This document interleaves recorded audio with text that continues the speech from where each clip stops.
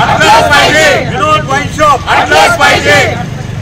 गेली अनेक वर्ष डॉक्टर बाबासाहेब आंबेडकर यांचा बस स्टँडजवळील जो पुतळा आहे त्याच्या मागील बाजूस विनोद वाईन शॉप बेकायदेशीररित्या सुरू आहे।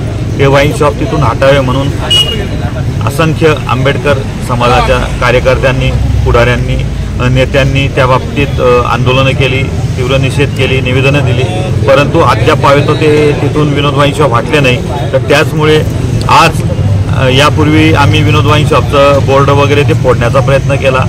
प्रशासनावर दबाव आला, प्रशासनाने त्या बाबतीत नियमानुसार सुनावणी घेतली। सुनावणी झाल्यानंतर असं कळवण्यात येत आहे जिल्हाधिकाऱ्यांमार्फत की सुनावणी ही तुमच्या बाजूनेच राहणार आहे, पण आदेश अद्याप तो बंदचा विनोद वाईन शॉप हटवचा आलेला नाही आहे। म्हणून नाईलाजास्तव आझाद समाज पार्टीतर्फे आज आम्हाला आमरण उपोषणाला बसत आहोत। यावेळी जर आमच्या जीवितास काही बरं वाईट झालं तर त्याला संपूर्ण प्रशासनच जबाबदार राहील। यावेळी मी सगळं आंबेडकरी समाजातले जे बांधव, वरिष्ठ आणि युवक या ठिकाणी आम्हाला पाठिंबा देण्यासाठी आले आहेत, मी त्या सगळ्यांचा मनापासून आभार व्यक्त करतो। आणि त्यांनी दिलेल्या पाठबळामुळे आम्हाला एक नवी ताकद मिळालेली आहे। आणि जोपर्यंत जिल्हाधिकारी साहेब विनोद वाईन शॉप हटाव असा आदेश काढत नाहीत तोपर्यंत आमचं आमरण उपोषण हे चालूच राहील। जय भीम।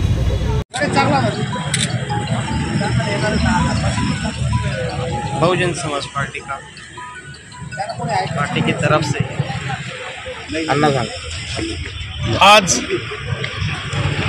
आझाद समाज पार्टीचे प्रदेशाध्यक्ष माननीय आनंदभाऊ लोंढे यांच्या नेतृत्वामध्ये धुळे शहरातील डॉक्टर बाबासाहेब आंबेडकर यांच्या पुतळ्याच्या मागे असलेले जे वाईन शॉप आहे ते वाईन शॉप हटवण्याकरता आज त्यांनी या ठिकाणी आमरण उपोषणासाठी सुरुवात केलेली आहे।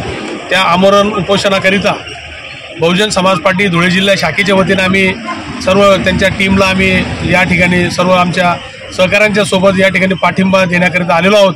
बहुजन समाज पार्टी त्यांच्या आंदोलनामध्ये पाठिंबा म्हणून आज पत्र आनंद लोंढे यांना दिलेलं आहे। त्यांनी कुठल्याही प्रकारचं आंदोलन झाली त्या सर्व आंदोलनांना आम्ही या ठिकाणी जिल्ह्याच्या वतीने पाठिंबा देतो।